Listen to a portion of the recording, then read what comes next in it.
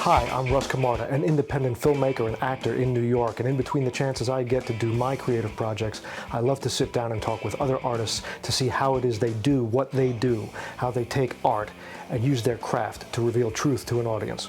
So in this series of conversations, you'll meet some people you may recognize, some people you won't recognize, but they're all independent artists, and we'll get in depth in a long-form conversation to see how it is they do what they do. Welcome to Art Craft Truth. This time on Art Craft Truth, actor MacKenzie Meehan, from Broadway's War Horse to the CBS television series Bull, HBO's Vinyl, and acting opposite Jonah Hill and Leonardo DiCaprio in Martin Scorsese's Wolf of Wall Street. MacKenzie is so fun to have on the podcast because she loves to talk about the craft. MacKenzie with a capital K. I hope you enjoy it. Hi, can you hear me? I can hear you great. How you doing? Good, I'm good. How are you? Awesome. Thanks so much for doing this. Of course, it's my pleasure. I love talking about the craft. I feel like it's a rare thing. People usually want to talk about the business, but the actual craft. Right. There's not too many places where you can find that stuff now, so that's why I got a kick about doing it. Oh. And you are lit great, which is beautiful. A little window light there. It's nice. I got a ring light. Very nice. You gotta have those selfies on point. So you come to us courtesy of the lovely and talented co-star of yours, Geneva Carr. She's just a delight, and she was awesome. A delight. Geneva Carr, superstar. She is indeed. And so what's your story, MacKenzie? First of all, another great name. I'm getting nothing but great names out of all these actors. That's an awesome name, MacKenzie. Spelled with an M-A, right? M-A capital K. M-A-C capital K. Capital K. Got it. All right. I will not make that mistake. So before we get into all the craft stuff, where did it all start for you? Where are you from as a kid and everything? I'm going to make this as brief as possible. There was a lot of moving, so I'll just blow through it. Born in Iowa City, Iowa. Then my family moved to Houston, Texas, a suburb of Houston, Texas, Friendswood. I was there until I was 5. Then my parents moved to Denver, which is where my mom's family is from, and was there from 6 to 18. Then I found myself studying at the American Academy of Dramatic Arts when I was 16. I don't know what my parents were thinking, but they thought that would be okay to send a 16-year-old who just got her driver's license to LA to be by herself for the summer for 6 weeks. I mean, my mom is amazing and so supportive. And I remember telling my dad about that. And he was like, okay, that's great. And then when actually it came time, like the day before I was leaving, I was like, so I'm going to LA. I'm living in Hollywood, California by myself in an apartment, unsupervised for 6 weeks. And he was like, wait a minute, what's happening? So I think he finally paid attention to what was going on. I was like, too late, I'm going. So my mom and I drove my Saturn Denver to LA, spent 6 weeks there, lived with a bunch of, artists. I literally slept on an aero bed, and it was the best 6 weeks up until that point of my life. Got to really learn the ins and outs of Hollywood and really get my first taste of like training. Right.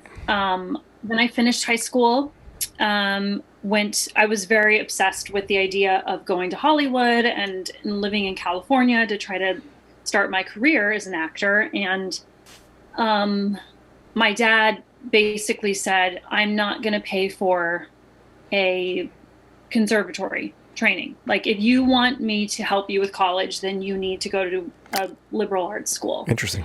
So, I mean, at the time I was mad because I was, 18, and I just was very headstrong and like wanting to be an actor. And I knew the like path of getting in needed to be very specific and but now that I look back, I'm very grateful that he had that boundary, because I ended up going to Cal State Long Beach and I met the most fabulous people. I got the best training, and I also got to learn about other things, which was, I didn't realize it at the time, but looking back, I'm like, that was so rad. Like, I got to do women's studies and anthropology and psychology and sociology and all these, having access to different ideas and different you know, studying different things was really valuable and always adds to the pot Right. of being an actor. Right.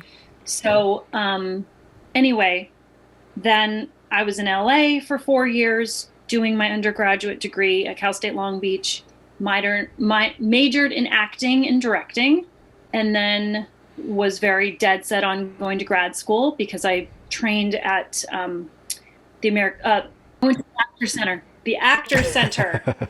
This was actually a place at the time. This was back in 2004 where you could Okay. like go to a place.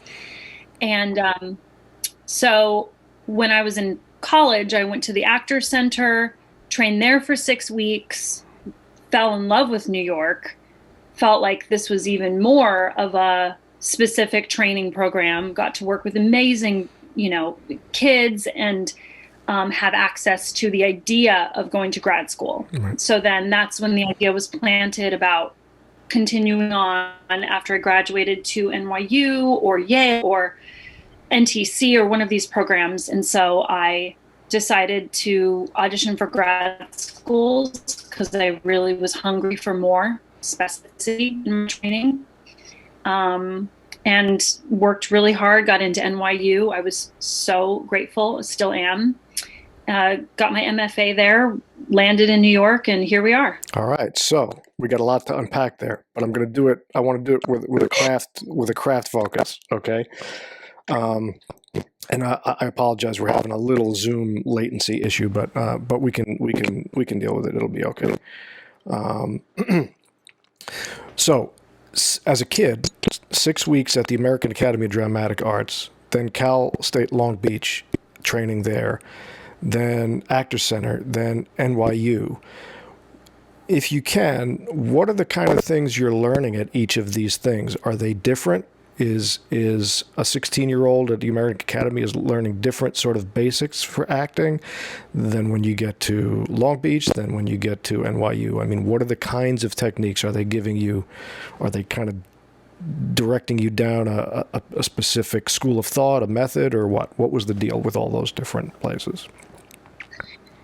Yeah. So, I also want to just take it back a little bit because I actually started acting when I was 13 years old, like auditioning in Denver.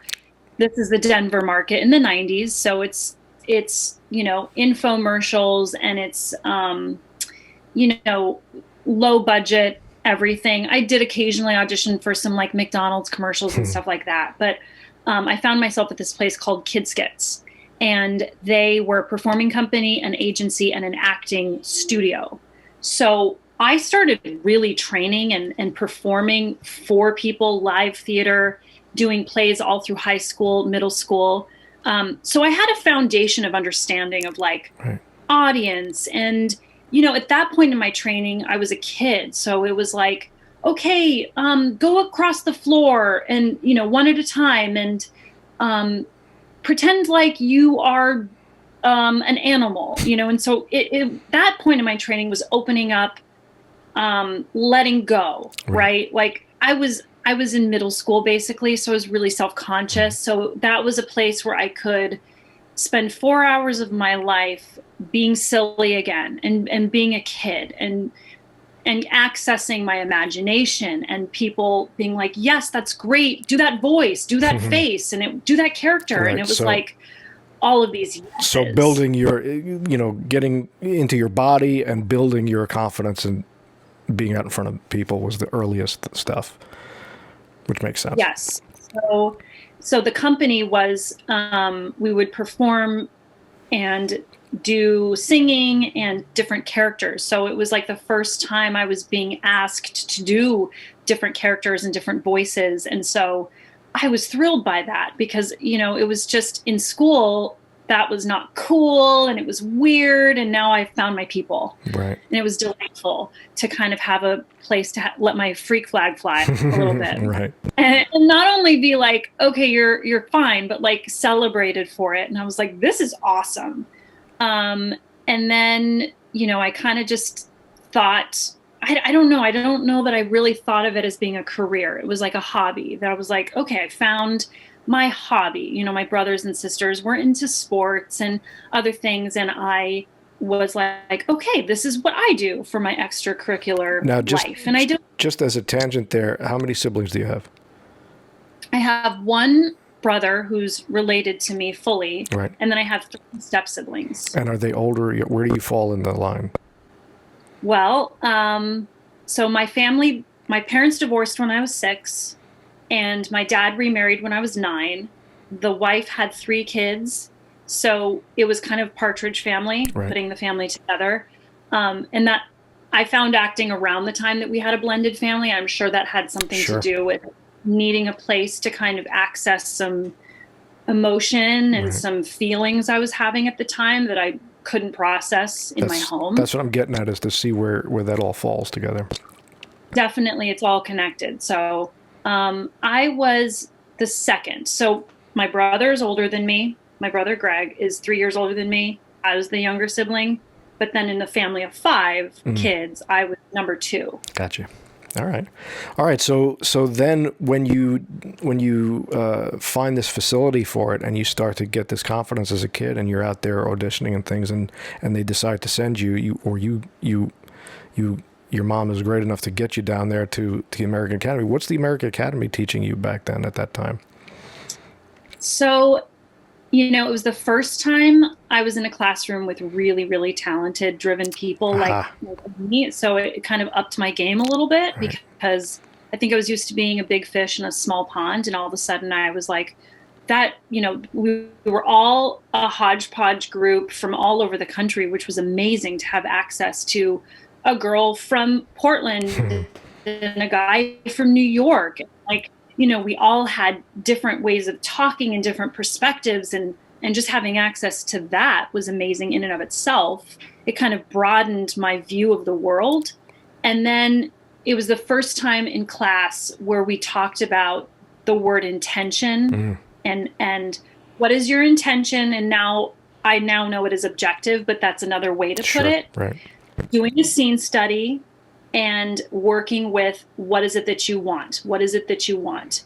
It was the first time we sort of did long form body awareness work, where we would do a body scan, check in, just kind of starting to understand my instrument a little bit more. We took dance classes to kind of be able to broaden our horizons in terms of potentially becoming a triple threat. So we had a singing class, we had a dance class, we had an acting class, and a voice class. Right. So I think it was maybe trying to train people who were going to be actors or musical theater actors, or it was kind of like a full package, kind of rounding out of a performer. And you're a kid at this point. Yeah. Are they all? And they're all probably 18, 19, right? Yeah. Or older, yeah. I would think, around you.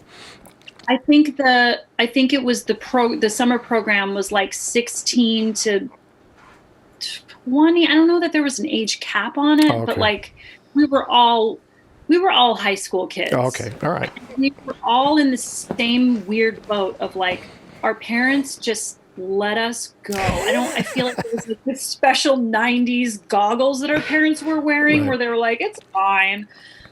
God bless them for letting us do that. Because, I think having that level of responsibility for myself, for waking up every day and getting to class on time, right, knowing how to schedule my day to do homework and get things done, how to get groceries, it was the first time I took care of myself. Wow. And I was up for it and I was ready. And I so badly, I wanted it, and I proved to my parents that I could do it, and I was responsible. They had boundaries, like, we want to hear from you every day. We want to talk to you, make sure you're alive. Right. Hear how the training is going, but mostly make sure you're alive. And, I have to say, like, I think and especially as a mom, I realize this now, like, I think it's important to kind of let our kids go. I think we really rise to the occasion when we are given the chance to have more responsibility. Right. Well, I mean, that's the metaphor for all of it, right? I mean, it's the same when applied to performance, is preparation and do your homework and do what you got to do. But once you're up there, it's moment to moment, and you got to let go of this and You got to be courageous enough to let that go, and those performances are your children. You know, it's the same idea. It's, you did the best you could. You learned your lines, and now it's time to go out there and do it. So when you get to Long Beach, now you're going to college, right? For just being, but you're studying in drama and theater there. Is it different? Or what's the kind of stuff you're getting there? So I would say in general, college training was more of the same. It was more, the Cal State Theater program was mostly geared towards straight plays. So it wasn't a musical theater program. It was just an acting program. And it wasn't a BFA, it was a BA. So it was a mix of kids who were incredibly talented and people who were not actors and just trying to figure out where they belong. But I think a lot of the training was focused around objectives and actions, really learning how to act. It's not just this thing that you happen to be good at. There's actually a process to it. There's actually a technique behind all of this. There's actually a way to achieve precise repeatability with complete spontaneity, which in my training has been the definition of acting. So it was the first time someone defined what it is. So my mentor to this day, Hugh O'Gorman, is still and was at the time the head of acting at the department. And he was the first person to introduce the work of Michael Chekhov. And that is the foundation of my acting training. All right. And that's where I hang that's where I hang my hat, so to speak, Sure. as an actor. Whenever I'm lost, whenever I'm struggling through something, that is the work that I immediately go to help me get unstuck, or to help me get more specific, or help with the character building aspect of things. Right. So I would say it was like foundationally incredibly important to learn how to act and to understand what it is I'm doing, instead of just, wow, you're really good at that, thumbs up. It's like, let's understand what you're doing. And just give me that phrase one more time, because that's a really good one. Precise repeatability with complete spontaneity. Was that what it was? Yeah, that's great. Yeah. That's an awesome idea behind it. So Chekhov, so they were giving you like the magic if and working as if and all that kind of stuff. Yeah. All right. Yeah. So the Michael Chekhov work is very, and I have a background in dance as well, I should mention. So it really spoke to me because it's very physical work. It's very spiritual work. It felt the most like something I could, and I feel emotional even talking about it, because it's work that really connects you to your soul and to your artistry. You talk about heart rising, heart falling. You talk about the four brothers, the feeling of beauty, the feeling of ease, the feeling of the whole, and the feeling of joy. And those are, I think I'm getting the last one right, but it's the idea is everything you do as an artist should have those qualities. No matter what. If you have a one-line guest star on a show to doing Shaw or Ibsen on Broadway, right, everything in between should always be endowed with a feeling of, I understand my place in this whole story, which is the feeling of whole and knowing your place in it, the beauty, the artistry, the feeling of joy, and the feeling of ease. There's like a relaxation, there's breath, there's movement. And just going back to the four brothers always helps me lock in. Right. And get really focused. I would say that out of that combination of things comes truth, which is what you're trying to put across to your audience is the truth of the moment, the situation, the humanity of it. Yeah. That's interesting. Yeah, it really the work really connects you physically. You know, there's Stanislavski said, you know, you're either inside out or outside in as an actor. You're either going to the character store and putting on a thing, like, you know, maybe having an eye twitch or whatever, or you're working inside out. So you have to kind of know yourself and how you work. And sometimes you're one and sometimes you're the other. But that work connects me from the inside out. So Right. if I can kind of connect, actually, I don't know, it serves in both ways. Now that I think about it, if I'm kind of like, I don't know, then I'll go to the like Michael Chekhov corner of my training and say, okay, this is a moment where my heart is going to drop through my body because the doctors just told me my best friend has died. So I'm going to start the scene with my heart being suspended and having that imagery, and then seeing the image and feeling that heart fall through my body. Right. And that is a way to kind of internally speak the moment. Right. Right. Yeah. What's interesting is both ways connect the physical and sort of the divine together. So, you know, the working outside in idea. I mean, if it's a pair of shoes, or it's a certain fit of clothing, a stiffness of the back or a looseness of the whatever, that physicality gets inside. So you're always kind of working inside out, even if you think you're working outside in, you know? Yeah, exactly.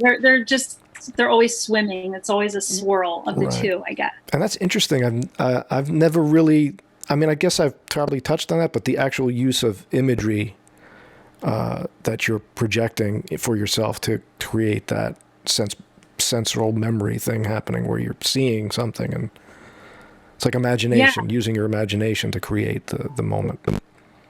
That is all Michael Chekhov's whole work. It's all imagination work, and it's all it helps with character building and specificity. So, you know, there's all this work too that's very physical, coming up with your, like, you could come up with an intention, a physical embodiment of the scene, right? So if the scene is like starting with hope and then falling into despair, that is an action you can physically do Right.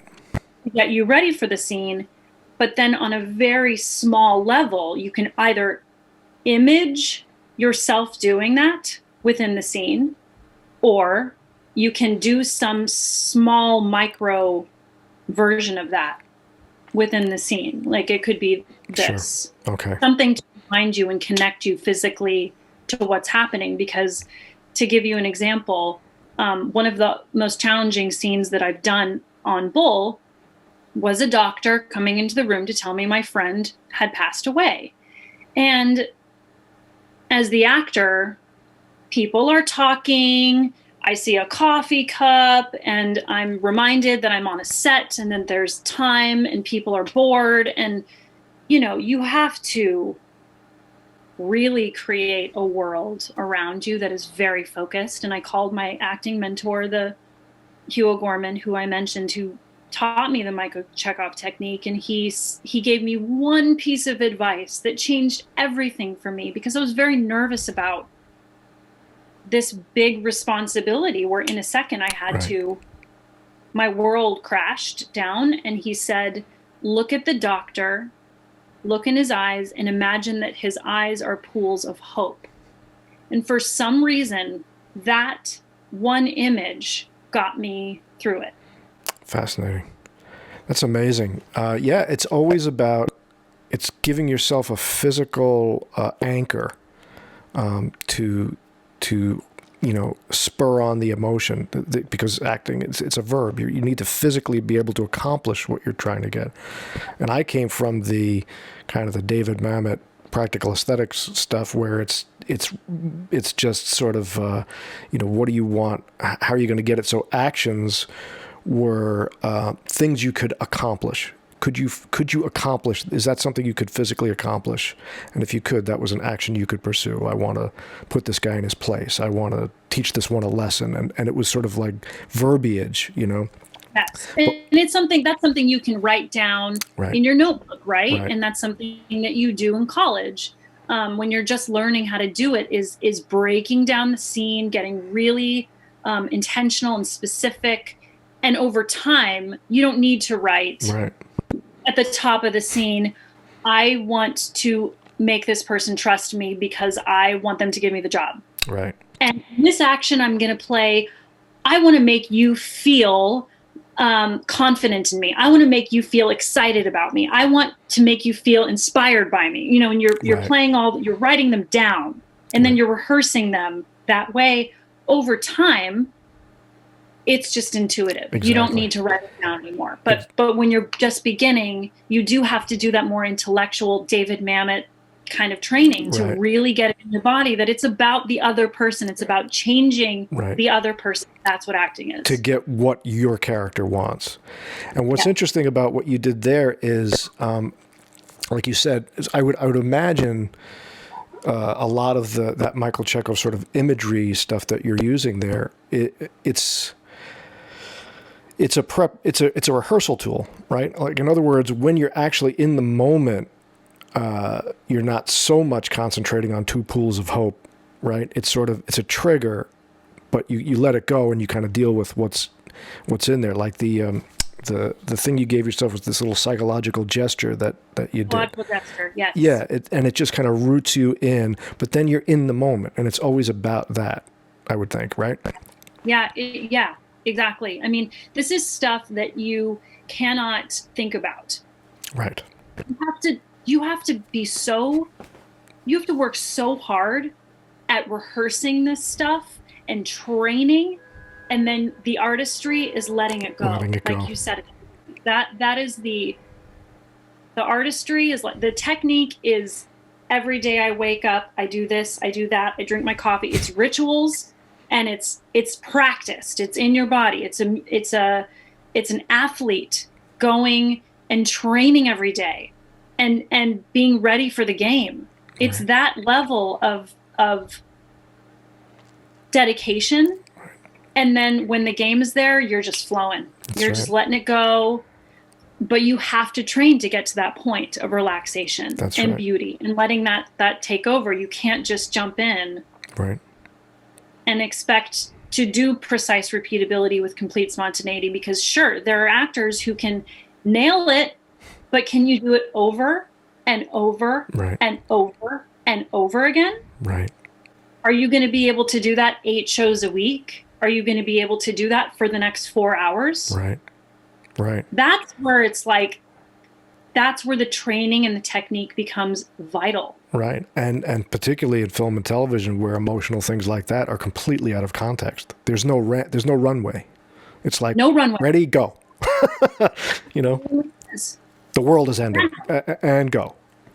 Yeah, and you don't necessarily get to have another beautiful actor's face and eyes to look into. Right. So half of the work has to be imagination work, because, I mean, half the time, because of how we're shooting in weird angles, we're like here, and they can like barely see our face, and we're like having to do the scene because we have to be so close to the camera. Right. It's like, so you can't rely on other people. And maybe you're working with an actor who doesn't want to be there for your coverage. Right. I've been there. Absolutely.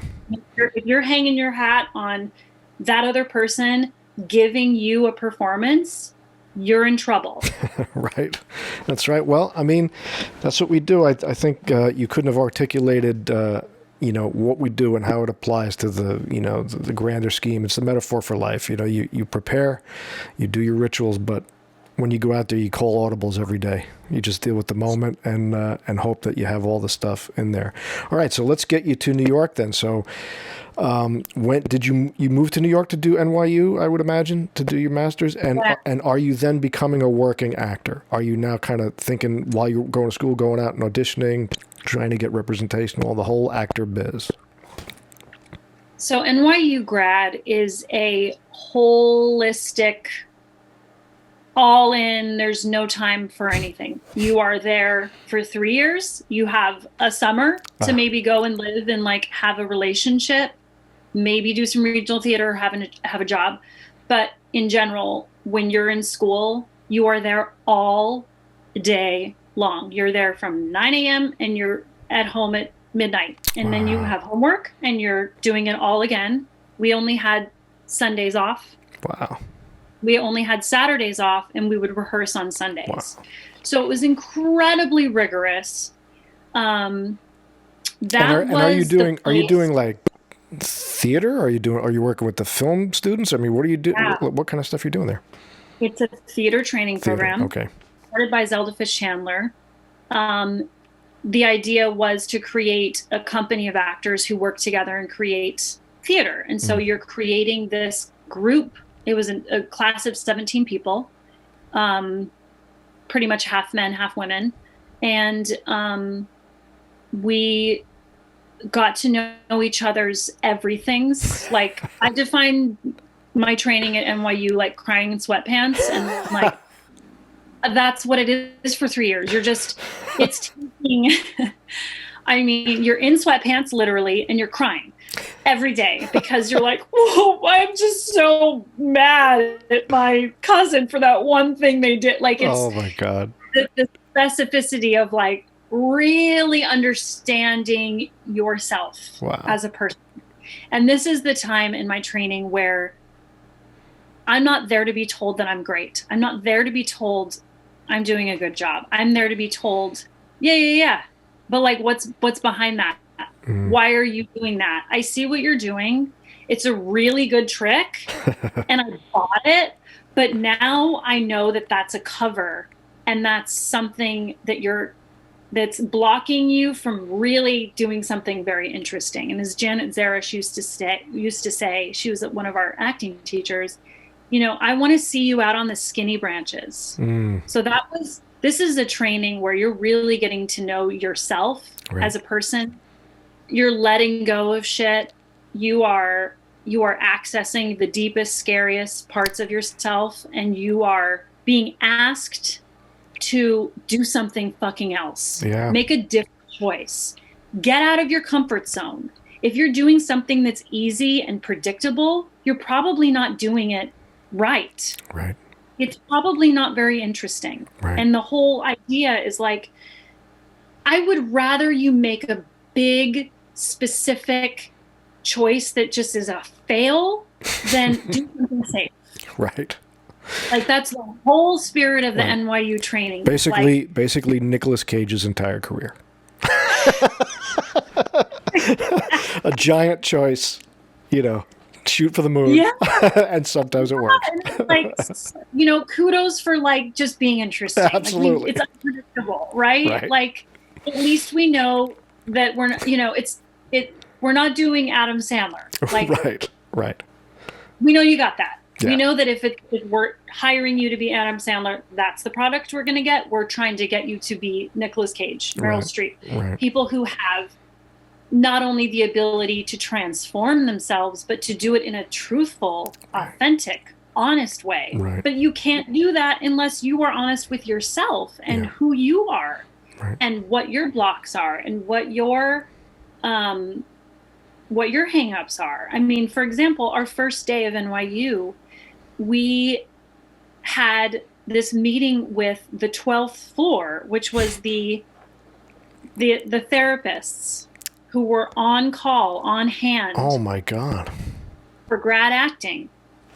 And I think probably other programs as well, but specifically for like the theater kids. Oh my God. It was like, hi, my name is Rachel, and here's my card. And anytime you're having a crisis or you're feeling suicidal, and we're like, oh my God, what are we doing? What have we gotten ourselves into? And I remember scoffing at it and being like, that is so weird. Like, why would I do that? And then second year, I was like, Rachel, I need to talk. Wow. And then there begins my journey with like therapy and like a life. That's intense. Really needing to like. I'm MacKenzie. I'm an actor. We love you, MacKenzie. Wow. Holy shit. Therapist on call. That should tell you what we do.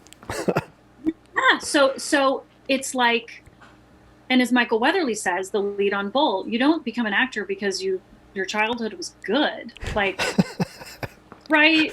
Like, so you do it because there's dysfunction and there's some stuff, right? You know, right. I don't think a lot of successful, talented actors could tell you, and there's of course exceptions to this, right, that I just had a really awesome childhood and everyone was really happy and accepting of me. And like, I never got bullied and I never, right, you know, felt any pain. It's like, well, okay, I did. And Right. that's why I became an actor. Well, you know because I knew what's interesting about the whole thing there is, I mean, there's a couple of schools of thought on that, and I think everything is kind of vibrational anyway, so people can sense things. So there's the idea that, you know, like the actor who comes off stage and gave a fantastic performance that was received beautifully by the audience. The other actors go, "Oh, you were great out there," and the actor goes, "Yeah, wasn't really feeling it tonight." And it's like, nobody cares whether you felt it. I don't care whether the chef I don't care where he trained or what his knife skills are. Did my meal taste good? So did the audience receive the truth? That's one sort of idea. But the other idea is that, yes, you have to be able to, you could get away with artifice, but I think that somehow they smell it, the audience, even if they can't articulate it. So if you can dig into your stuff and really get the truth, they're going to get something extra than the technician, you know, I think. Yes, absolutely. And this is, NYU training was like what brought me to the next level. I mean, every class was sort of like, the idea was, and David Costabile was one of our clown teachers, and he was like, it has to cost you something. It has to cost you something. Right. If you're not doing something that's risky and scary and like, then it's not worth watching. Right.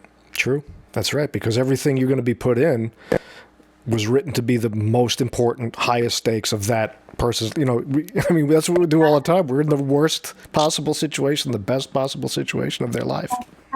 That's right. I mean, step one is when you read a play, or when I read a play, my question is, why is this day different from all other days? And it's because today's the day when I'm going to confront this person. Today's the day where I'm going to whatever. And it's life-changing. You're right. It's like, otherwise, if there's no stakes, why are we watching it? Why are we here? Right, right. So you're performing a Seder every time. Why is this different? Exactly. That's it. It's you can leave a chair for Elijah and everything. It's all good. All right. So when do you start seriously thinking about this as, all right, I've got a ton of school behind me, and I'm a trained artist. What are the first steps you're taking, and what are the gigs you're getting when you start stepping out? Well, one of the biggest misconceptions of going to grad school is that that's where you're paying your dues. And honey, you're not paying your dues. You are training. You're paying your dues the minute you get out of school, and you have to pay your own rent, and you go to auditions, and that's when the clock starts. Yeah. So I was thinking, okay, I went to NYU. I'm going to like cut to the front of the line and start to be on Broadway and book the pilots. And oh my God, it was such a so to take it back, when I went to NYU, one of the biggest, or not one of the biggest, but a big reason why I thought that was really worth the time and the financial strain was because at the end of it, it culminated in this very well-attended industry showcase. Sure. So the percentage of kids coming out of school with an agent was really high. And I was like, well, I'd like to get the best training and also be able to start my career. So I was very lucky and ended up getting an agent out of Showcase, a commercial agent and a theatrical agent awesome. in New York. So I started auditioning right away. And things just didn't move very, very quickly for me. I don't think I think NYU is great in training. You know what to do when you get the job. Sure, right. But I didn't know how to get the job. Right. That was what was missing in the training. And I'm not even sure that can be taught because it's something you have to kind of understand. You have to learn on the ground. You have to know how to navigate the subway system. I'm just going to talk about New York. And the ground is always shifting. It's not like you could do here's the showbiz model. It's the one business where it's not like being a doctor. You go to this school, and now you're a doctor. You put out a shingle and you're a brain surgeon. In this, it's like you can learn everything, and it's like good luck. My busboy is an actor, and I like him better than you. I mean, it doesn't really. There's no rules. It's a carnival. Right. It's a carnival of hell, as my husband would say. But I just remember one of my first pilot auditions, I was in this play at SPF, which was the Summer Public Theater Festival, something at the Public Theater, it was the summertime, and I was so like just not in the game of auditioning and understanding any of this. I had an audition after rehearsal, and this was before iPhones and Google Maps. Okay, so you had to like plan your route. You had to kind of MapQuest. Right, yeah. I'm dating myself right now, but you had to MapQuest your directions. And if something was funky, you had to just ask somebody like, hey, how do I get to Union Station? Like, whatever. Right. So I left rehearsal, and it started raining cats and dogs. This is for an NBC pilot audition, and I am caught in the rain outside without an umbrella. Oh, boy. And I literally showed up like a wet dog, dripping. I'm in the bathroom taking paper towels to try. I mean, I was mortified. And the woman, I mean, she looked at me like, I don't even know what to do with it. Like, am I supposed to put you on tape right now? Your clothes are literally sopping wet. Wow. That's an example of the carnival of hell that I had to figure out on my own. Carry an umbrella, maybe have a change of clothes. Right. I don't know. There are things like that. I would be late for auditions because train delays, and Sure. I didn't know how to plan my trips very well. I didn't know Manhattan. I didn't know the train system because I was just going from my apartment to NYU for 3 years. Right. So I didn't know how to navigate the subway. Right. It wasn't an intuitive thing for me yet. Walking into rooms, I just didn't know how to prepare auditions well. I didn't know how to connect with the readers when they weren't actors. Right. I wasn't prepared for the casting director to be like, I love you so much and I want to marry you. And you're like, oh my, okay, there's no actor in here. Okay. And then it throws you off, right. Or people giving you notes, or there was one time this woman was like, I don't know what choice you're making with your like sweater. Do you have anything else on you that you can wear? Oh my God. I mean, stuff like that would happen where it was like, okay, I think I have a cardigan in my purse, and it was like bundled up and sad, and it was a wrinkled cardigan she made me wear because I didn't understand how to dress for auditions yet. So it took me a while to book anything. So you're learning this on the fly, how to deal with all this stuff. You're learning it trial and error. Yeah, it's like we have to learn jujitsu. We got to, everything that's coming at us, we got to kind of flip and turn into our advantage because you can't go at it head on. It's just impossible. So you have to take all this sea of no, and you're doing this as a young woman, like, nobody told you that it was going to be like that.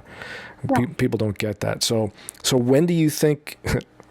I know the answer, but when do you think you turned the channel on that where you're like, okay, I'm starting to get a handle of this stuff, and you starting to book some things?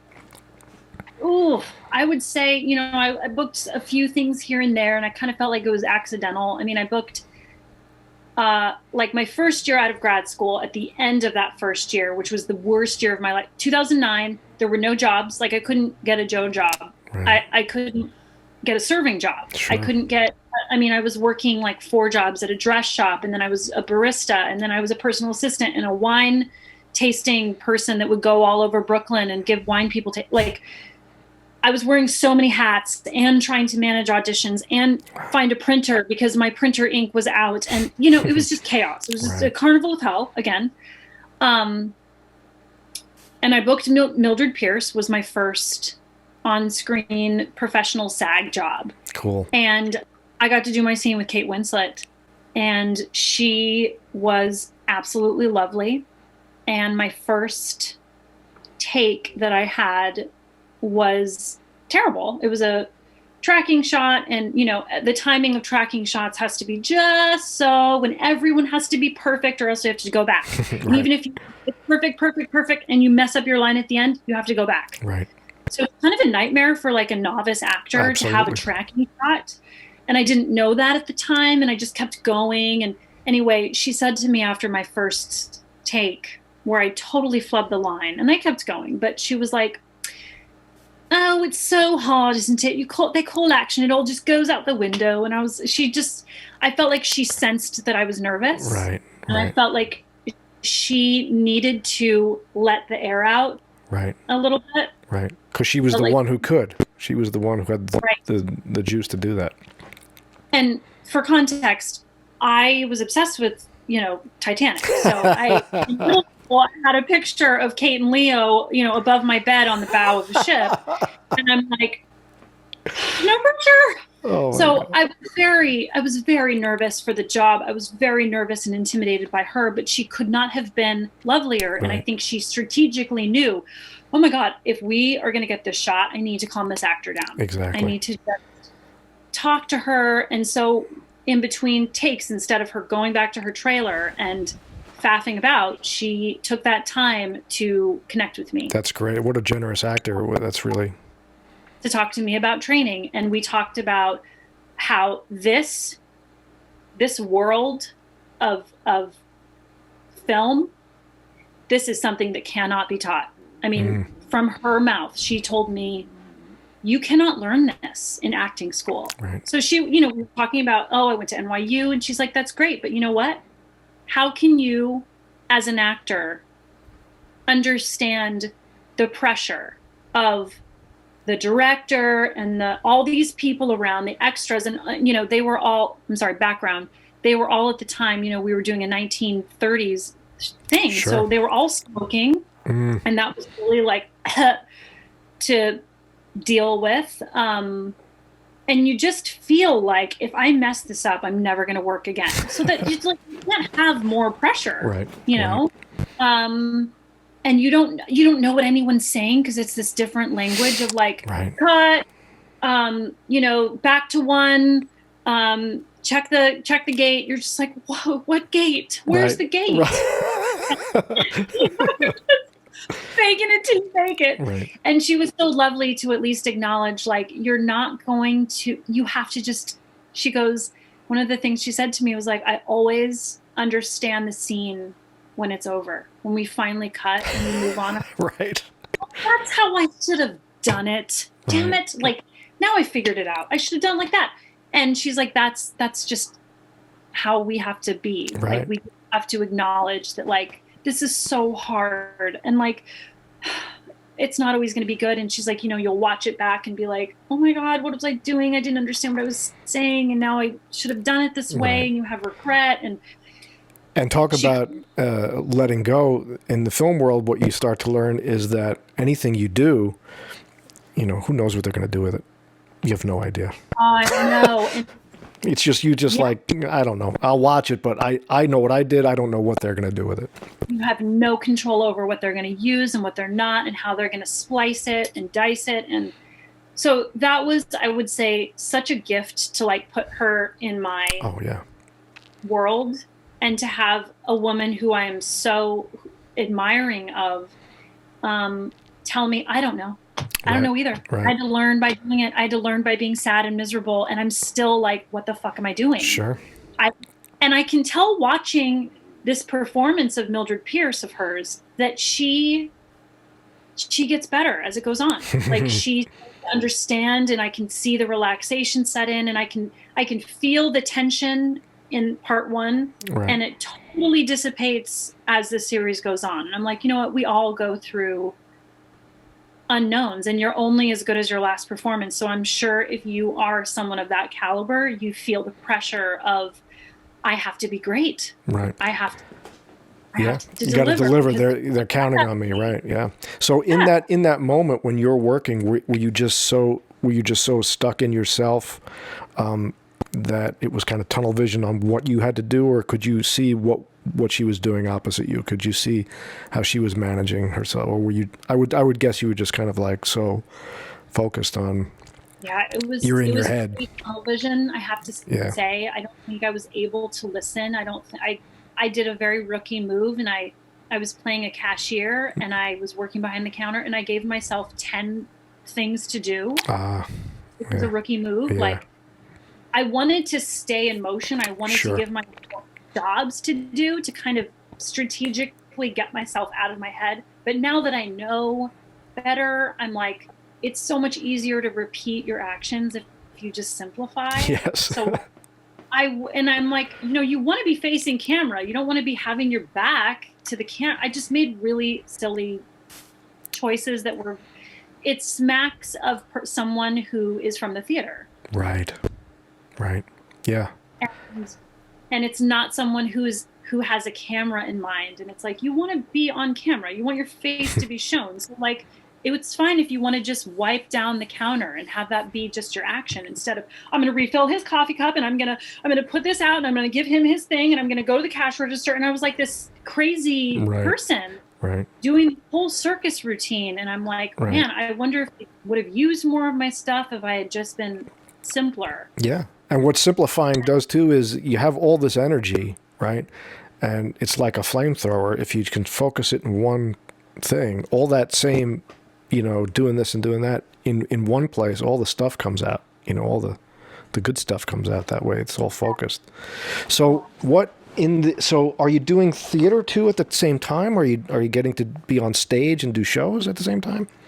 Yeah. So I'm auditioning for, off-Broadway, Broadway, regional, commercials, films, television shows, episodics, pilots, films.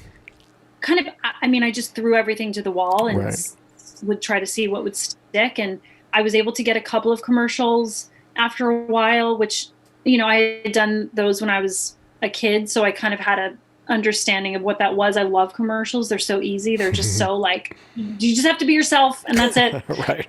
And like, good. Just be natural, just be normal. Mildred Pierce, and then booked Wolf of Wall Street, which was like kind of the next big point. So is Wolf of Wall Street the next big, is that before any really big theater stuff you did in the timeline? Because you did War Horse and that stuff, right? I had auditioned for War Horse to be in the cast for the second year. And I didn't book it, but then they called me. This is kind of like the trend of my career is like, I missed the first boat, but then I caught the second boat and I was here for it. I was like, I'm ready. Right. Well, in fairness, Kate didn't get on the lifeboat the first time in Titanic either. Nice callback. Yeah. Nice. There you go. So yeah, I had done some regional theater stuff in there, but like, I would say the big thing that changed everything in my career was the Wolf of Wall Street. And, but at that time I was also auditioning. I was doing War Horse. They had brought me in to be the swing for all 5 female parts. Nice. But any of these actors, talk about pressure. That's crazy, man.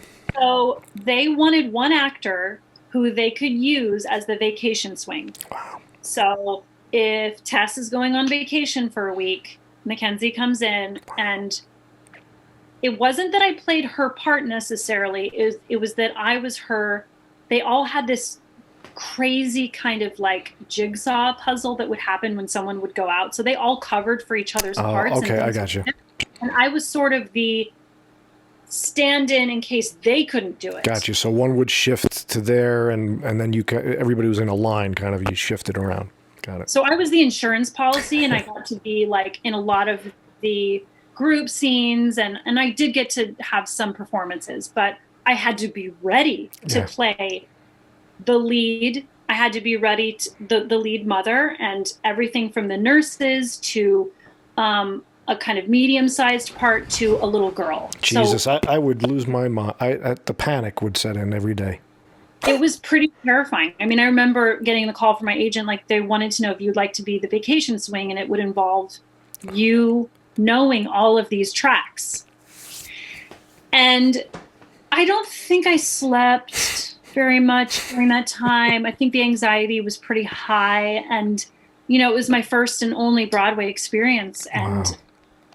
I don't know, I just put one foot in front of the other and just, the way I dealt with the anxiety was just being really, really prepared and just feeling like. So before we get to Wolf of Wall Street, so what was the What was the Broadway moment for you? Was it one of these swing moments where you had to step in and where you had either the lead or a full out? Like, what was the big where you're like, here it comes. I'm going to hit the ball. This is it.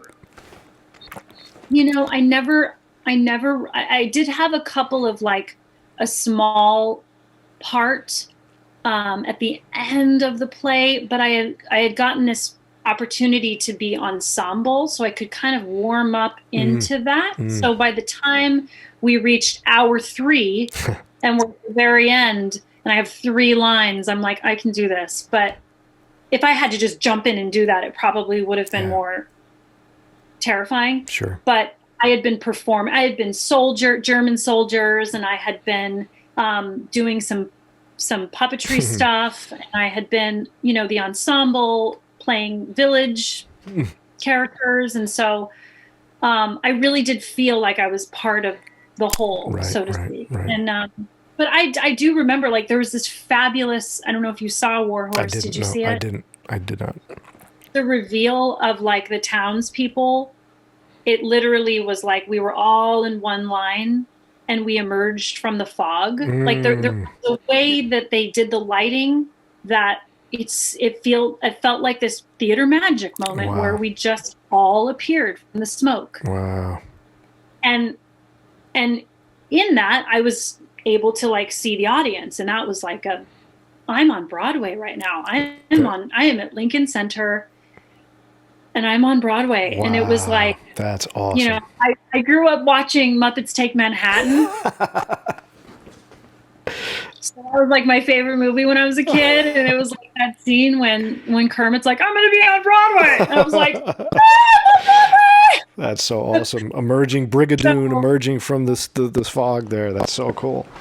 Yeah. It was magical. And then at that time, that's when I auditioned for The Wolf of Wall Street. Right. But I was only in and out of War Horse. They would only call me in. They would like parachute me in and then parachute me out. So I wasn't like always there. Sure. It was just like, oh, so-and-so is going to be on vacation. Can you come in for 2 weeks? Right. So what is the audition for Wolf of Wall Street like? Martin Scorsese, this is huge. All right, ready? I'm ready. So Ellen Lewis is casting, and I get the audition. Oh, it's to play Jonah Hill's wife, and here's the scene. It's one scene, and it's very vanilla. It's just like, it was a scene that got cut out of the script, and they ended up having Margot Robbie play one of the scenes that I was supposed to do originally.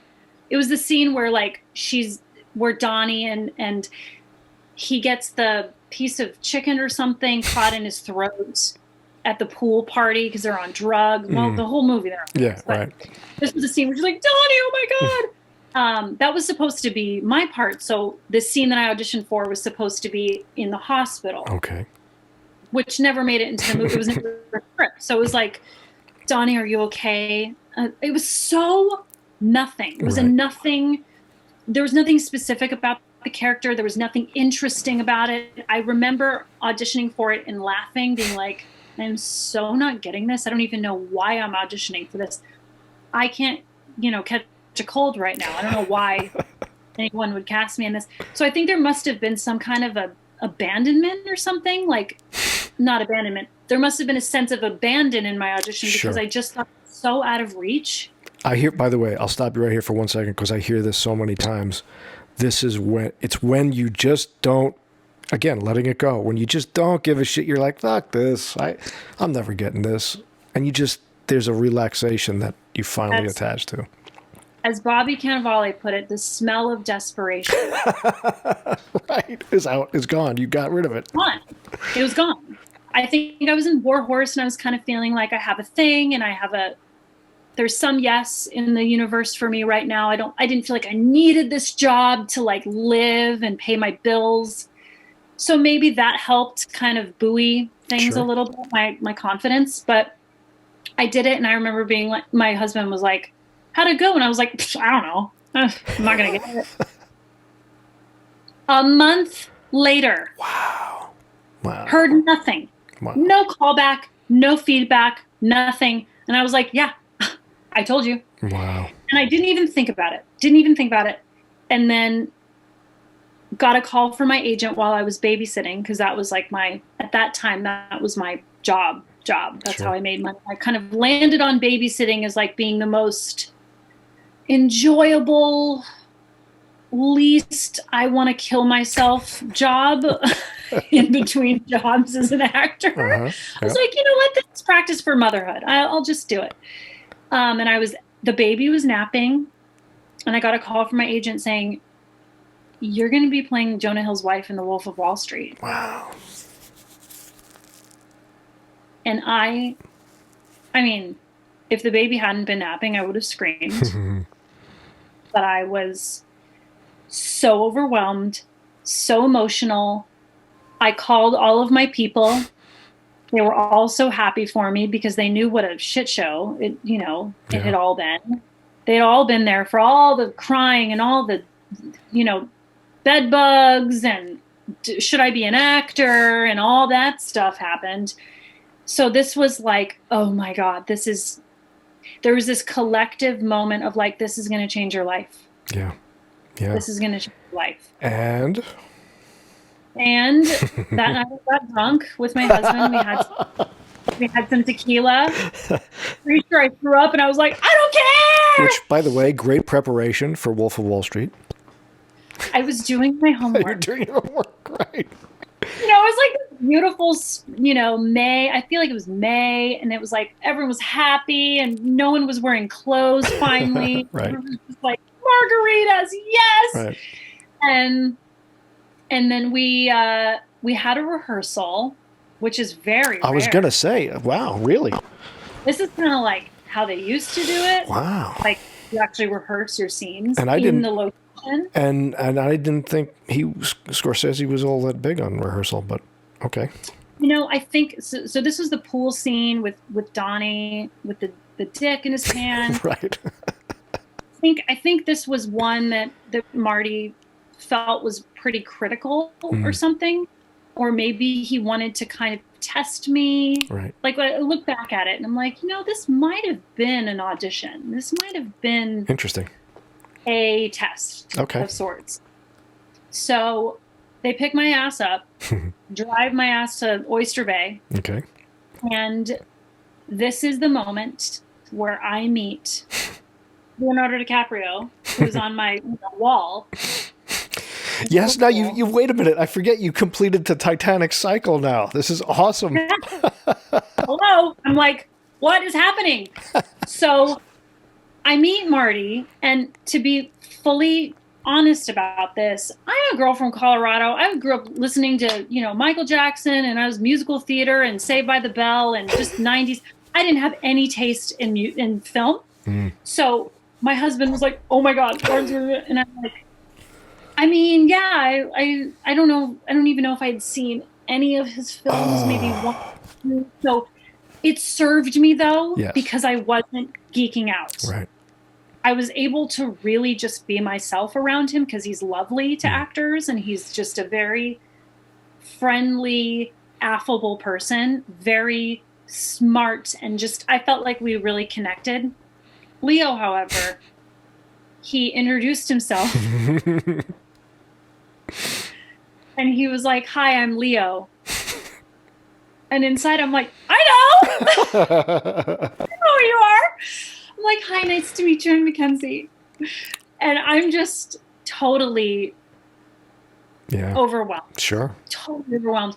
And he's looking at me in my eyes, and I'm thinking, I know you, but you don't know me. And that just tripped me out. Because I'm like, I have seen all your movies.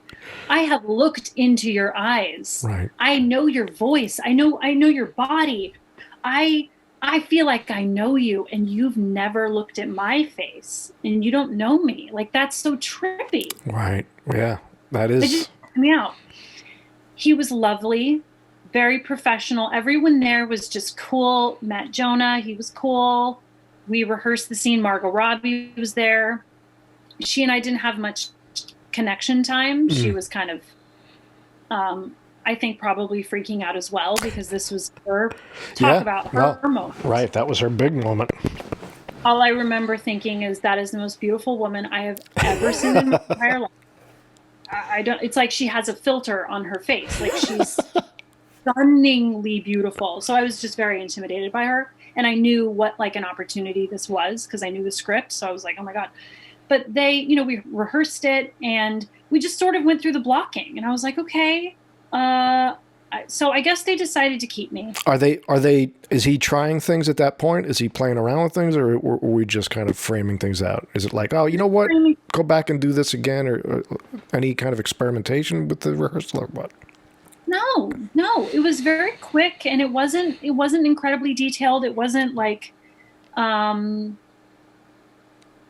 I wasn't memorable in terms of like being rigorous. He just wanted to see it on its feet with the people. That's what he was doing. He was like, all right. I feel like it was more for him to design the shot, to try to get in the house that we were going to shoot in and like see opportunities for some like, okay, there's a staircase there, and how would I with the pool? And I think it was more for him. Time of day, lighting. I mean, he's playing with it. Yeah, yep.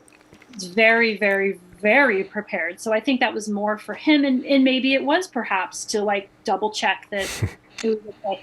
I still believe to this day that I got that part because they needed me to look like we could be related, and I was short. I was a short brunette who looked like I could be related to Jonah Hill. That's why I got the part, and thank God. By the way, great dress in that scene. That was a good one they put you in. That real 80s, Michelle Pfeiffer Scarface backless thing or whatever they had going on there. That thing was so uncomfortable.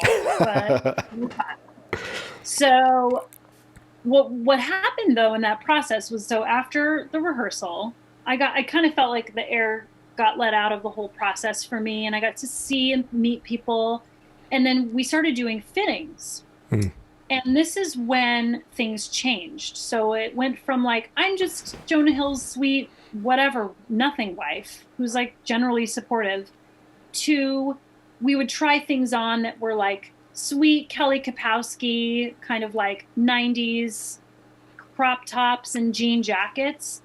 And then we started to try on things that were outrageous, you know, Versace dresses and things that were really like flashy and weird. And I didn't realize that these tapes, that these photos that they take of you get sent to the director. Hello? Like, I'm just so not aware of anything. So I'm like doing all these like, I don't know, I'm just being silly. Right. And those got sent back to Marty, and he picked the outrageous stuff. Wow. So then that kind of led me down a path of like, then I'm getting a call from the hair and makeup people being like, hey, we want to spray tan you. We want to put nails on you.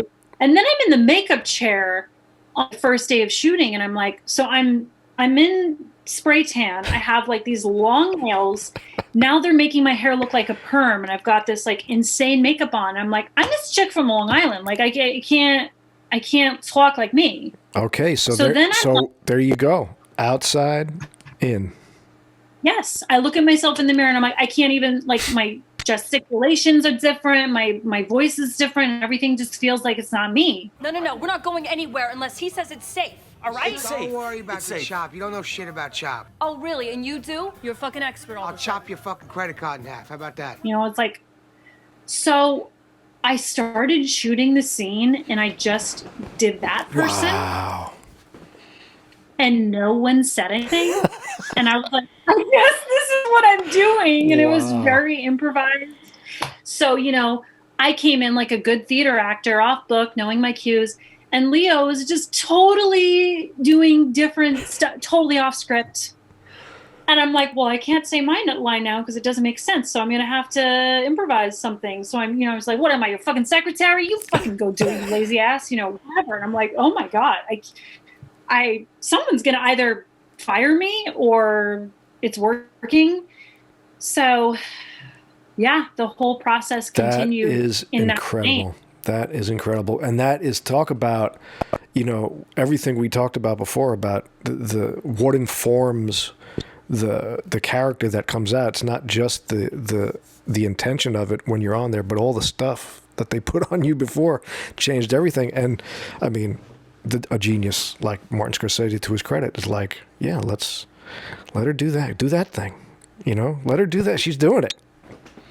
The thing that's really artistic about Martin Scorsese is that he's really a fan of happy accidents. Like when I work with like real artists, like people who are touched and who really churn out incredible things, the one thing they have in common is that they're prepared, but they're really excited and interested in mistakes. Yes. And they pay attention to that, and they use that as an opportunity to be like, I never would have thought. So there's an ego thing that gets put away for them. Absolutely. Where they're like, you know what, this actress's choice is better than I don't know. There's a flow that they kind of get into, and it's like a meditative state where they're like, oh, that was an accident, but I loved it. Let's keep it.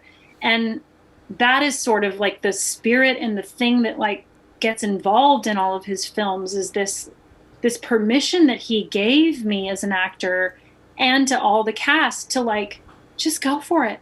Right. Just go. And the only notes that he would give me were very actionable, very simple, very playable, faster, bigger, right. Hit him harder. Right. Just be more annoyed. Like, and he didn't micromanage, and he wasn't hands off. He was he knew exactly what he wanted, but he knew how to not get in my head. Right. And I think my first day of shooting, I'm pretty sure I was not doing what he wanted. But instead of making me feel bad and making me feel insecure or like, what are you doing? He actually built up my confidence, because he knew that's how he would get the performance out of me. So he was like, you're doing great. Just do more. Right. Just do bigger. Just hit him harder. And it was like, okay, so he's happy with what I'm doing. I just get to be bigger. So I finally, gave him what he wanted. And I don't know if he even knew that going into it. I don't know that he had planned on like needing Jonah on the ground and punching him and kicking shit out of him, because the way that we had rehearsed it was like, you stupid ass, like hitting him off the side of his head. But what we ended up doing in the film was like, take him down to the ground and kick his ass. And while you're doing that, like, feel free to say whatever the hell you want. Right. So, well, I think that was really, really that to me, that as I go through this art, that's always the goal, is less of my idea of it. I mean, yes, there's a repeatability we want to be able to do, that's fine. But if I can go in and just deal with what is happening and let go of this and let those things flow, magic happens that you never would have anticipated. So the geniuses like that look at those photos coming back from the costume designers and go, oh yeah, I wasn't going in that direction, but that's the way it's telling me to go. It's chipping away. It's the chip away at the block of granite, and it's telling me what to do. And the more you can do that, the more the art is truthful. If you start hanging on to it, that's when the kids rebel. Let them go. Let them go. Let them be there. That's awesome. So what moment on that piece did you feel? Was there a moment where the confidence came in, where you're like, I belong in this room with Leo and Jonah and Marty. This is fun. I'm now playing with Pele. I'm playing with whoever. Did that happen for you? Did you feel like I made it? I did it. I'm here. I'm a really insecure person, and I don't know that I ever felt quite that way. I always kind of felt like the outlier, and like, I'm lucky to be here, and it's a miracle that I'm here. Like, I still to this day, like working on Bull, I'm like, this is a mistake someone made, and I'm really happy that like that mistake happened, and my job is to just stay put and don't fuck it up, and like just keep my job. So But there was a time towards the end, because we shot for like 4 or 5 months. Oh, wow. There was a day when, because Leo had such a big, responsibility that he often would not socialize in between scenes. And I understand it because he had a lot going on, and I'm sure he was working on scenes. And I do think that he's more of a like method actor, so maybe he kind of wanted to just stay in the zone. Sure. But there was one day that was pretty magical where him and I had a conversation, like two people in actor chairs. And I talked to him the way that you're talking to me, just interviewing him, not in a like creepy, like tell me way, but just in a more intentional, craft driven way. And it was so cool to just feel like we were finally in the same room. We're just two people. He poops, I poop, we all poop, and we're all just humans, and we're all insecure. And he just happens to be on this really specific trajectory of like fame. And he has an entourage, and he has a lot of people saying yes. And his world is very different from ours, from mine, from us, real people. But I appreciated that he shared with me that, because I had pointedly asked him, I saw an interview of Kate Winslet being interviewed on the James Lipton Inside the Actors Studio. And he brought out her diary and started reading her diary from her time on Titanic. And it was really disturbing. She was really, really like crippled with insecurity and really miserable and seemed depressed and like not well. And I said, was that your experience working on that? And then he opened up about how horrible that experience was for him and how they really bonded through how hard that was. On a side note, James Cameron seems to have that effect on a lot of people. Just names, but ask the entire cast of The Abyss; they'll give you the same the story. It sounds a little abusive. Yeah. There's a lot of yelling. There's a lot of being the opposite of Scorsese. Exactly. Like, you're lucky to be here, and you think you're hot shit, and like, I can kind of make or break your career. There's a lot of threats, and there's a lot of, knocking people down and making them feel insecure and not worthy. And and I don't understand that strategy. Well, you know what? To go back to what we said there, I mean, I'm not here to knock James Cameron, but I mean, they were all geniuses in their own right. The Kubricks and those guys, I love watching their films, but their approach is really control to the nth detail, like super in their ego and head to every fine detail, which makes a different kind of picture and a brilliant picture. But there's not a lot of the letting go that we're talking about, and that creates a lot of anxiety, I think. It creates maybe a great product. Yeah. But it's maybe not fun. Yeah, exactly. And in our work, to bring it back to the Four Brothers, there has to be joy. Yes. There has to be joy. People have to be happy. And like, I don't think it's an accident that like Marty and Leo like to work together, because I think he feels trusted. I think he feels like he can take risks and try things. And he had the ability during the filming of that to watch his takes. He would go back in Video Village and sort of watch and sort of, let me try it again. And they were collaborative partners. Sorry. That's okay. Take a drink, because we're gonna speaking about great products, because I have a little time with you left. I know you got a heart out here, so I'm gonna just do a little bit more. Let's get to the next great product, which is the cool gig you got now, which is where I got you from with Geneva Bull, CBS network television. How does this come right off of the heels of Wolf of Wall Street? How does this come into your life? Like, and are you like, wow? It's again another lightning in a bottle, unknown, strange experience of how I came to be in the show. So, long story short, after Wolf of Wall Street, things were really quiet for me for like a year. Then I got to work on vinyl which was another Scorsese A lot of fun. project. Yeah. And Bobby Cannavale. Yeah, that was a great show. Oh my God. It was such a dreamy script. I'm a huge music fanatic. So I was totally like, this is the best thing that's ever happened to me. Cause I did feel finally like I had earned my space there, Right. and I didn't feel quite as like I need to prove that I'm worthy of being here. Oh, I mean, of course, still. Sure. But it was a little less like, what am I doing here? Right. It felt like familiar. You know, it was Terry Winter. Mm-hmm. It was Scorsese. There were a lot of the same actors from The Wolf of Wall Street. So that was like J.C. McKenzie and gosh, there were like 5 of us. So we had all Plus again, they're sticking you in a period piece. You know, you're back now in the 70s, or it's the 70s, right? Vinyl? Yeah. Oh yeah. And that was, God, that was such an amazing gift.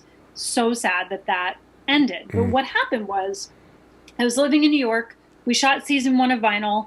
At the end of shooting that, I got pregnant, and I was like, this will be great. I'll have my kid, and then I'll go back to season 2 and I'll be a working mom, and it'll be fantastic. And then they're like, it's been canceled. Mm-hmm. And so I'm 4 months postpartum. Oh. Like, oh my God, health insurance. How am I going to live? This job that I had counted on being in my life is no longer here. So then the conversation was very much like, we should move to LA. My husband and I had both been really leaning on the idea because we wanted to. And just as a side note, your husband is an actor and writer and director. An actor as well. Yeah, that's right. Matt Delapina. So we had decided, let's make a real change and dedicate ourselves to this film and TV thing. You know, theater's not paying the bills, so let's just ride on some like fumes that we have going here. And we had been told that transition would be fine and we would have the support. And it turns out when you move to LA, it's a very different market. And they're kind of not friends. Like, it's not like Right. the office in LA and the office in New York are like, what's up, man? How you doing? I love this person. Yeah, we're going to get her work. It's like competitive. And it's, they didn't, at least my people were not friends, and they didn't communicate very well. And it sort of was like, you're leaving New York, bye. And I was not really taken care of in LA, and then I got dropped. So I land in LA, and then I get dropped. And you're talking for folks listening, you're talking about your representation, your agent, manager type people. They're very different on both coasts, even though it's the same office. Yeah. So I had a manager who stuck with me, Johnny Planko. He's no longer with us, but he was an old school manager, and he was a through line for me. And I did get commercial agents, and they were great, actually. CESD was really strong on both coasts, and they welcomed me and gave me auditions, and I was able to book. And I just felt like, okay, this is happening commercially, but what's happening theatrically? And shortly after I arrived in LA, I got an audition for Bull. And I was still, at that time, my son was 8 months old, and I was still very much postpartum, breastfeeding, and we hadn't really figured out sleep. And the idea of going back to New York, either with my son to shoot or without my son, I couldn't make that work. Wow. I just was like, the 2 weeks away from my son or with my son in New York, it overwhelmed me. So the audition for Bull, I turned down. Wow. And then, I got dropped, and then it sort of was like this spiral, this downward spiral of like trying to get another agent. And there's this thing in LA that you go in a room and you feel like everyone's feeling you, and you feel like they're laughing at your jokes, and you're so cute, you're so funny. And then you leave the room and you get feedback, and it's like, yeah, they just weren't feeling you. Quote, they didn't feel like anything was special here. They didn't unanimously agree.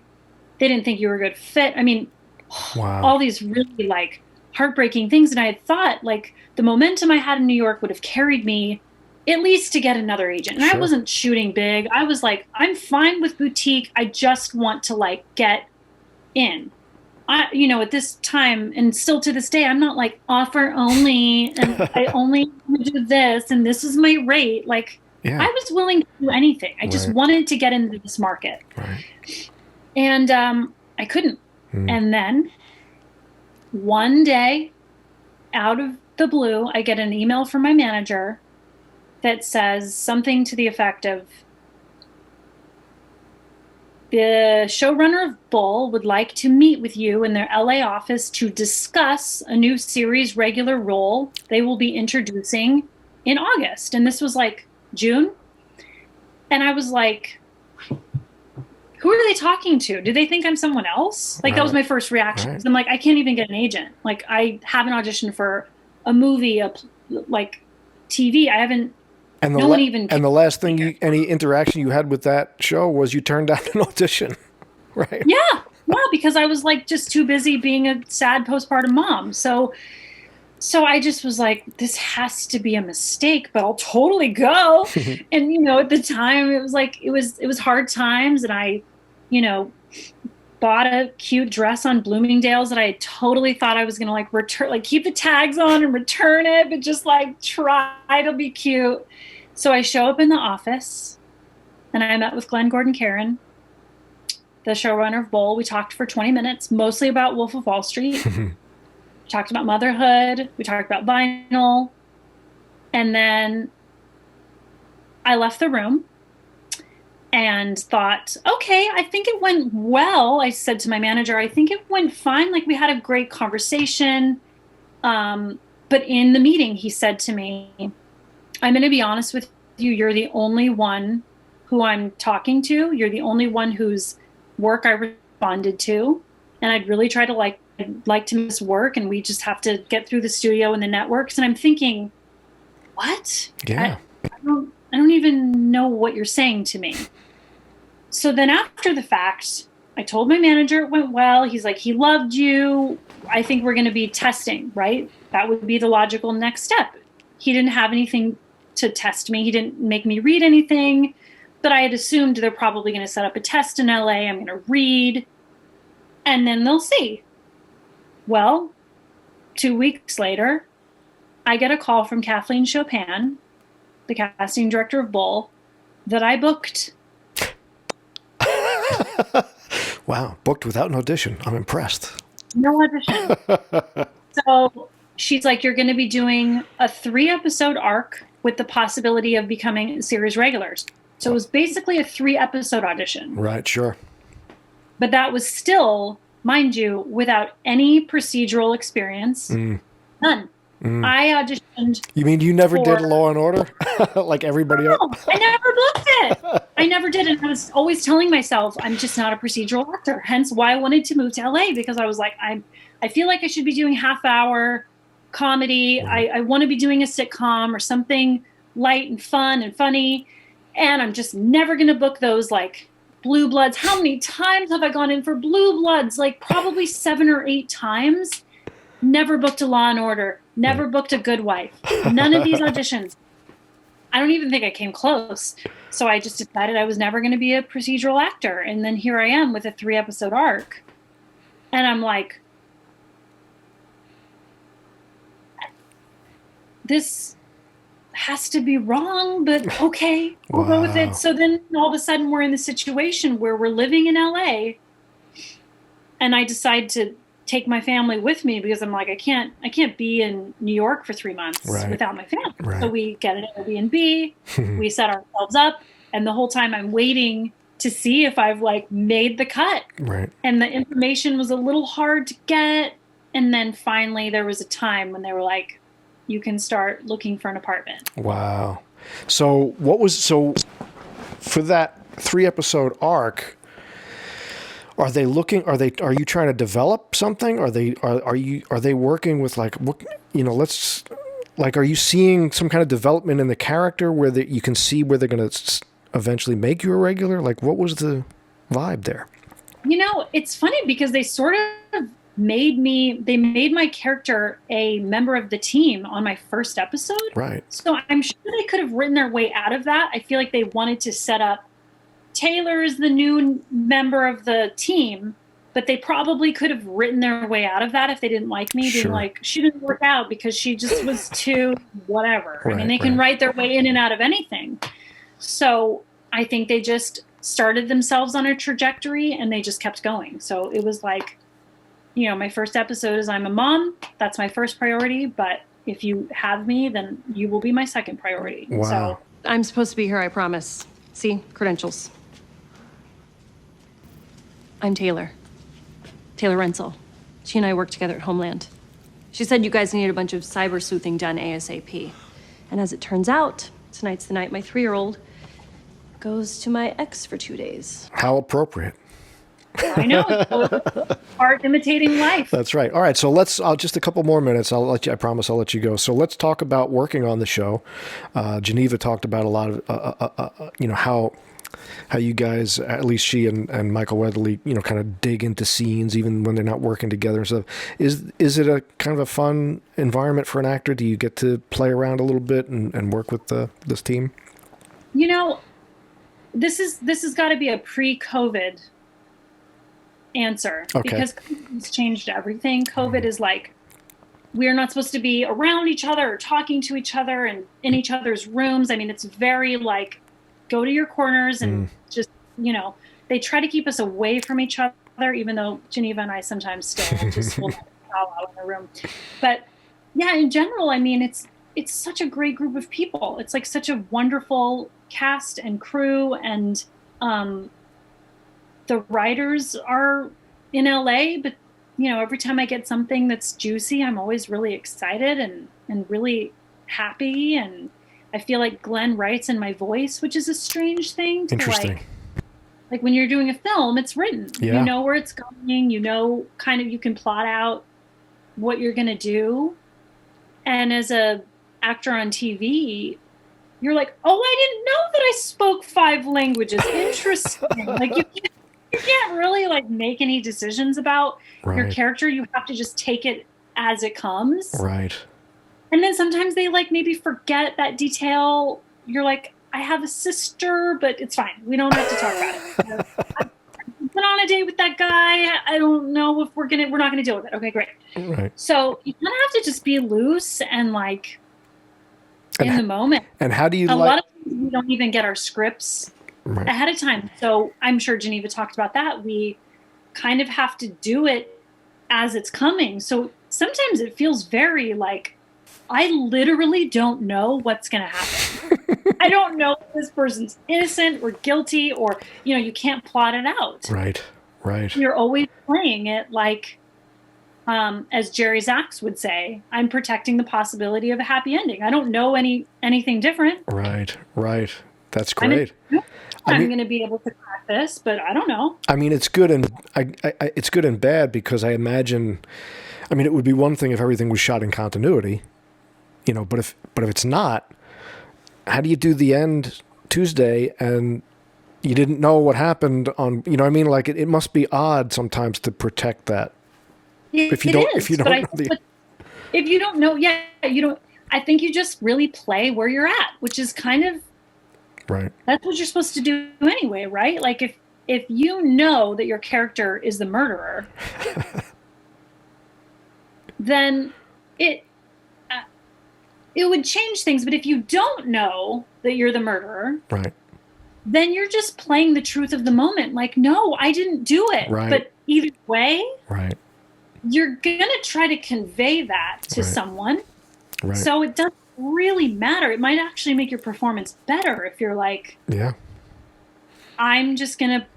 my understanding is that I'm being accused of this, and my choice is that I don't think I did. But then you get the script and you're like, oh, looks like I did. I'm guilty. So I must be a very good actor, a very good liar. So it kind of doesn't really matter. So MacKenzie, you know, like you said earlier, the way that they cut it together, they make it work. Exactly. So what you're saying, MacKenzie, is your character is the murderer, which is going to be a big surprise to all your fans. So let's talk about the gig itself for a couple of seconds, which is this a nice to me as an actor, it would seem like this is a cool gig because we booked this thing last week, but it's like you don't really know if you're going to work. But so the schedule is fluid, but it's a nice schedule. It's like working a job, Yes. Yes, it's a wonderful schedule. I mean, especially being on Bull, we don't have a lot of night shoots. So, and Michael has a family and he wants to go home. So that means we shoot Monday through Friday. Like we never start before 7 and we never generally are shooting later than 7. Wow, that's great. It's a long day, but like I don't work every day. So if I do have a long day, it's fine. Right. Whereas Vinyl and Wolf, God, we would shoot all day. I mean, those would be like 20-hour days. Wow. There was one time we were shooting the pilot of Vinyl. We got there at like 9 a.m. and we came home in a van and the sun was coming up.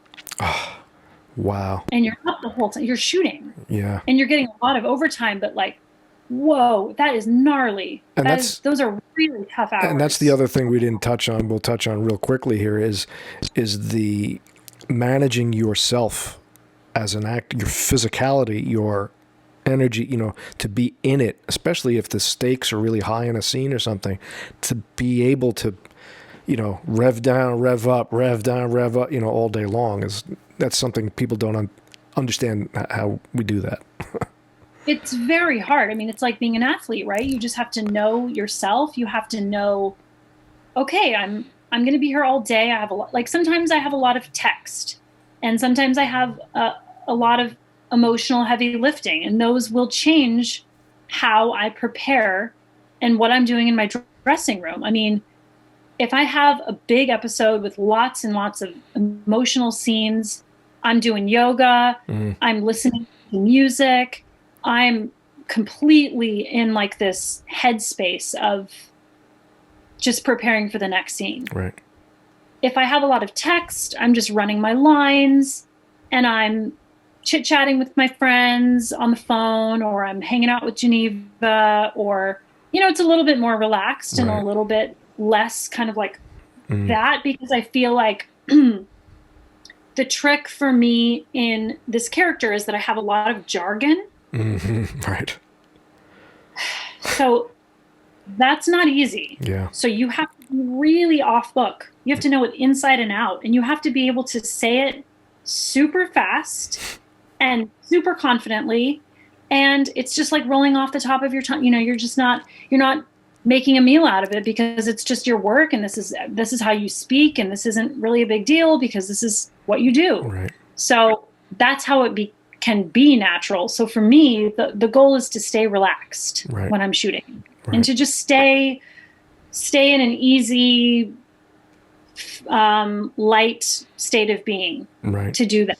Yeah, and to try to bring as much of myself to the part, because it can be a little dry, it can be a little bit robotic. So you have to inject it with a lot of like personality. And Michael Weatherly, my first day, he was like, they hired you because they like you. They like your personality. They like whatever your opinion is. That's her opinion. Yeah. Don't try to do a character because we don't have time for that in TV. Right. This isn't Wolf of Wall Street. This isn't Vinyl. We're not doing that. We're doing TV. We have to churn out episodes. We have 8 days. We get scripts at the last minute. You're not going to create a character bio for like every scene. You're just going to be like, okay, great. I speak French. Great. I know how to read CCTV. Cool. Like, so it's bringing yourself to it just for the actual expediency of the thing. Well, I'll tell you, I love your character. I love your character here. So the last couple of minutes, and I'm going to let you go right after this, is what, first of all, anything coming up besides, once this all breaks, hopefully in the next, whatever, you got any other things you're looking to do? Are you going to go back to the theater, do anything else, films or anything? No, I'm really, when I'm not shooting, I really love that time to kind of just, I'm open to doing other things, but my focus is kind of just being a person, being able to travel. With COVID, like, I just want to go see my family in Denver. I want to just enjoy being a mom and like picking him up and just being a person. And Right. not to say that I'm not trying to say like I live like a celebrity and people are hounding me, but you know, just not having the panic of like an email coming in and being like, oh my God, I'm in a scene and there's tons of lines and it's shooting tomorrow. I mean, to be able to let that go is really nice. And to, like I said, with COVID, like things opening up and people being vaccinated, I'm just excited to live. Yes. I just want to live. I want to go out to dinner. I want to travel. Oh, so don't we all? Don't we all? Right. And so if we do have a season 6, we only have 2 months off. So I just feel like that time is really important to like regenerate and reconnect with yourself and do what you need to do for your soul in your life. Yeah, and that informs everything you do in your art, is to just be a regular human being. So that's very important. So finally, last thing, for the that young Titanic fan out there who's looking to be the working actor, what are some of the gems? You've given me a ton of them, but what would be the advice you give to the young artist who's starting out? I would say the most important thing is to say yes to your life. Like, don't just be an actor. You know, like, do other things. Have relationships. Don't put all your eggs in one basket. It's okay to leave. It's okay to come back. It's okay to take a break. I was a wedding planner for a little bit. I just wanted to have some agency over my life, and I wanted to feel like I was in control and I was calling the shots, and I really needed that. And it was a really good confidence builder for me when I wasn't acting in LA. I think, of course, training, I believe, is very, very important, but I think you get more training out of just living, traveling, having conversations with different types of people and having different life experiences. I mean, I think see as much as you can, and it's a marathon, not a race. That's it. I have to tell myself that all the time.